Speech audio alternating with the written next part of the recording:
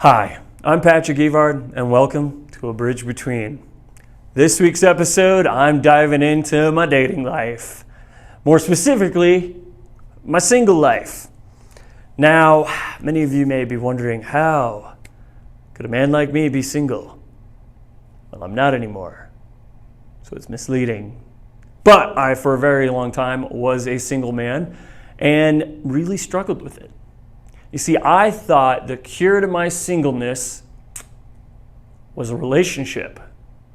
See, that's where I got everything wrong. Singleness is not a disease, and relationships aren't the cure at all. It's kind of the same thing when people are struggling in marriage and they go, what if we have a baby? That'll solve it. I apologize to anyone who decided to do that. I hope your marriage is still strong. Praying for you. But the reality is, my singleness was not the issue. It was me not being happy with me. And so for many, many years, all of high school, and for the last 11 years after high school, that put my age out there, great.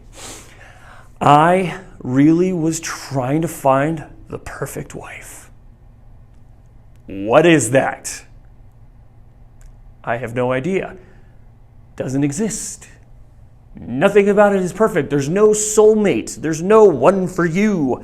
It's what you decide. But see, that's not the point of today's topic. Today, I want to talk about what should we do during that single life?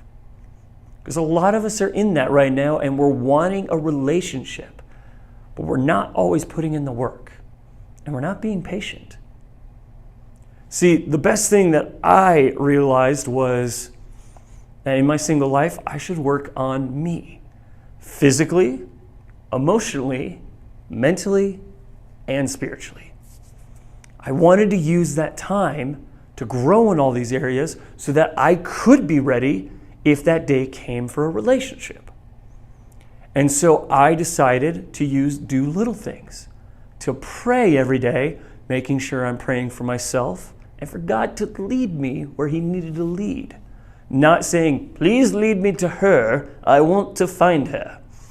That led to a lot of disappointment because I did that for a year thinking, if I just keep praying it, it's gonna happen. God is not Santa Claus, stop trying to make Him that way. So then I began to do things for me physically. I loved playing sports. I love playing sports, I should say. Still do it. And so I wanted to have my body able to do those things and stay healthy, not always end up injured. For context, I have the back of a 85-year-old man who's not healthy because I know some 85-year-olds who have a better back than me. I just always had back issues and it just constantly caused me pain. I would get in a groove and then just kind of sputter out. And so I wanted to find a way to work on that. It has nothing to do with the relationship. It was just something I wanted to do for me. Emotionally, I decided, you know what? Getting help would be a really good thing for me. So I can have someone to talk it out with and to train me to then talk to my friends about these things. Yes, I know they're not trained professionals, but it's good to have these conversations with your friends. It's good to be open with them. It brings healing sometimes. And so that allowed me to actually work on the emotional side of things and my mental side of things. They kind of go together a lot of times. And in a way, all four of them go together. And so I decided to work on all these things in me, and I really spent the last year diving harder into them than ever before. Because see, before I just wanted the things that just come naturally, and I was so desperate for the relationship, and I was going on a date pretty much every day from 19 to 22. I probably went on at least 2 dates a week. That is not the way to date. That is not the way to meet people. If you did it in groups, great, amazing. There's no issue of, what is this? What are we figuring out? It allows you to actually get to know people and not one singular person, to where then it either leads to their heartbreak or your heartbreak, because people don't always want to say what this is. Also, gentlemen, if you're gonna ask a lady out, I would like to go on a date. Not, I would like to hang out. Stop that. No. Done with that. Come on. Let's do this right. And you know what? It isn't always the worst thing when a lady asks the guy out. For some of us, hey, we need to do it. We need to build our confidence. We need to actually step up and do those things. It's not always the worst thing. It's actually sometimes fun. And so I looked at singleness and I had to take a different approach than what I had been doing, what society had been doing. Because society, when it talks about singleness, says, oh yeah, you're single, go sleep with everyone.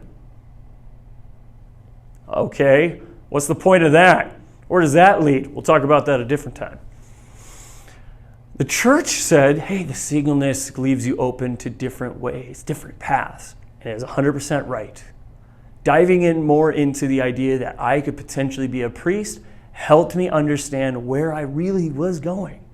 God wanted me to dive into that prayer. I couldn't just make that decision right then and there. And so now, yes, I'm not in the single life anymore. It has been amazing. Hopefully before this video comes out, she doesn't break up with me. I don't think she will. It's been a really great experience. But that's the next step for a lot of us. See, the step that we need to focus on right now is where we're at. Be content with where you're at. Enjoy where you're at. Don't abuse it, but enjoy it. And in your singleness, and for those of you who are in relationships, let's build each other up and bridge the gap. And so for my challenge, write 3 things down that you love about yourself, whether it's what has made you great in your single life or what's made you great in a relationship. They all count. Thank you.